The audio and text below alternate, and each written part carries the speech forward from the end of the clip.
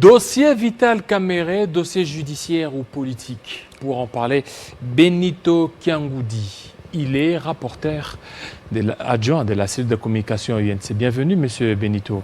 Merci beaucoup, monsieur Kilolo. Voilà, il y a un procès, le procès de votre leader, Vital Kamerhe.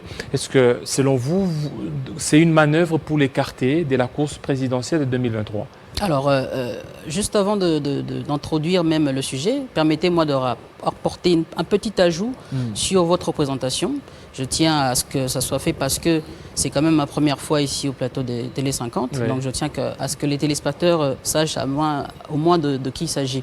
Donc j'ai été également candidat aux dernières élections législatives nationales au niveau de la FUNA. Côté UNC toujours. Côté UNC, sur une liste de très bons candidats et je suis arrivé quand même 3e sur cette liste-là. Donc c'était un détail que je voulais apporter.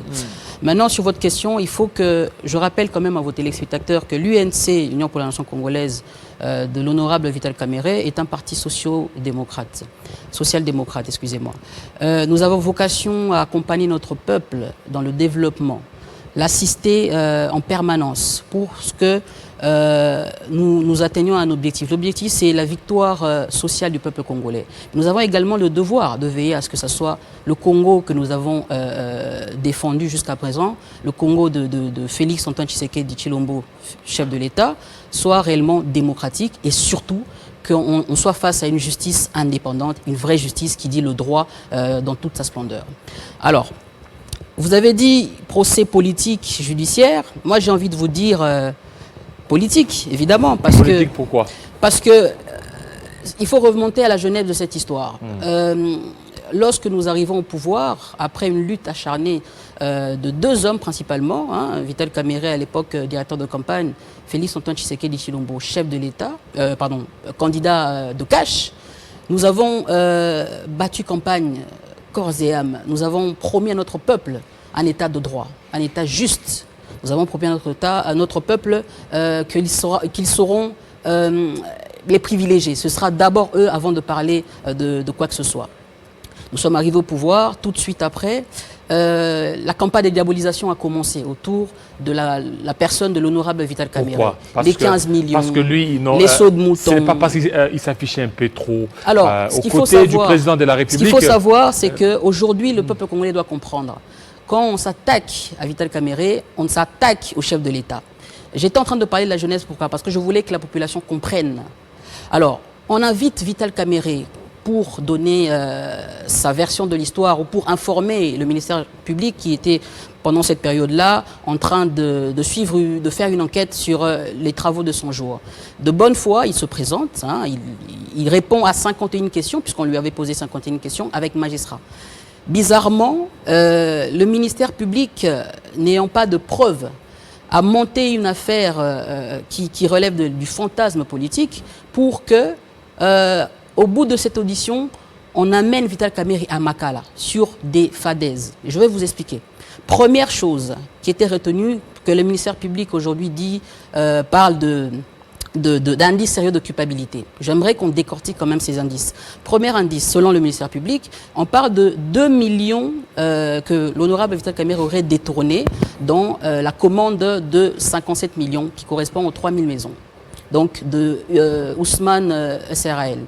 Les 2 millions, en effet, le gouvernement a débloqué 2 millions de dollars et Sami Jamal, en ce moment, je peux vous dire qu'il y a au moins 93 maisons préfabriquées au port de Matadi qui entendent juste d'être acheminées sur les sites.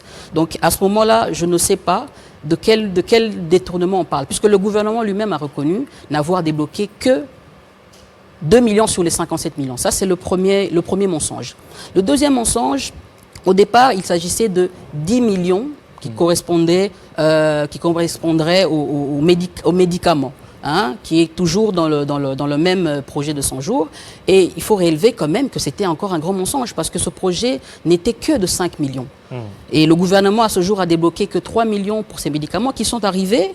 Malheureusement, il y avait 2-3 produits qui étaient périmés, mais on les a changés.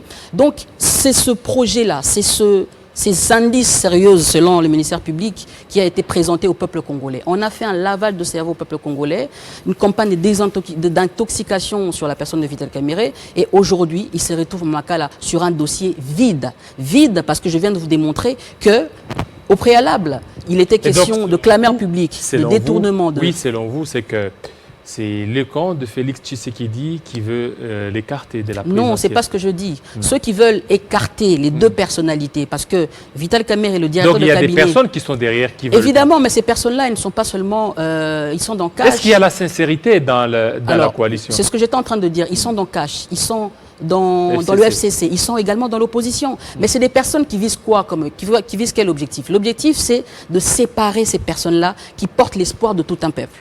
Le peuple congolais a vu ces deux-là, côte à côte, les mains dans la main, pour se battre, pour qu'aujourd'hui on ait une alternance démocratique. Et c'est arrivé aujourd'hui. Mais l'objectif pour ces personnes-là, des personnes qui visent à diviser ces deux personnalités pour que nous continuions à souffrir. Aujourd'hui, je suis sidéré, moi, de voir ce que moi j'appelle une parodie de justice. Nous ne sommes pas dans la justice. Parce que si on était dans une justice, on aurait eu des indices sérieux de culpabilité. C'est ça qui aurait amené l'honorable Vital Kamerhe en prison. Mais ce n'est pas le cas. Vous imaginez, nous arrivons, parce que là, c'était la phase préjuridictionnelle. On est aujourd'hui dans une phase juridictionnelle. Les chefs d'accusation dans la citation de prévenus qui sont retenus, on ne retrouve rien de ce qui a été la cause de cet acheminement du parquet de Matete à Makala. Il fallait orienter les infractions. Si vous voulez, les infractions viennent pêle-mêle, il faut les orienter pour... Alors, je pense, monsieur le journaliste, que le ministère public a trompé la population. Malheureusement, vous savez, il n'y a pas plus naïf qu'une personne qui est en dessous d'un arbre, qui pense être à l'abri, mais... un oiseau est vite passé et c'est le crâne qui est sale, il faut les souiller, etc. Pourquoi je dis ça? Parce qu'ils ont visé une population, une certaine catégorie de personnes naïves qui pensaient que, voilà, Vital Kamerhe, dès le début, était condamné. Donc, les 370 millions, par exemple, j'ai entendu une fois 370 millions, c'était hallucinant parce que le projet en soi, la globalité de ce projet, a été estimé à 492 millions de dollars seulement. Ensuite, à ça, il faut enlever 70 millions des partenaires extérieurs qui ne sont pas encore arrivés. Il reste 422 millions, si je ne me trompe pas. Dans les 422 millions, aujourd'hui, à ce stade, le gouvernement, le FMI, le FONER n'ont débloqué que 272 millions de dollars. Par quelle magie Vital Kamerhe aurait pu détourner plus que même le projet? Donc on est vraiment dans des fadaises, dans des histoires à dormir debout et c'est dommage pour notre justice. Et voilà, pour votre coalition, une fois que Vital Kamerhe est condamné, la coalition va continuer. Je ne sais pas pourquoi on parle de condamnation. On ne peut pas condamner un innocent. Oui. Nous voulions une justice équitable, respectueuse des institutions. Toutes les hypothèses sont complètement indépendantes. Il y a l'hypothèse où il serait condamné. Je ne vois pas un Pérou sérieux comme le Congo, avec des juges, des magistrats.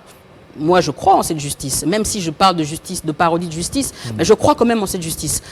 Mais je suis quand même un peu déçu quand même de voir ce qui s'est passé. Je prends le cas de la phase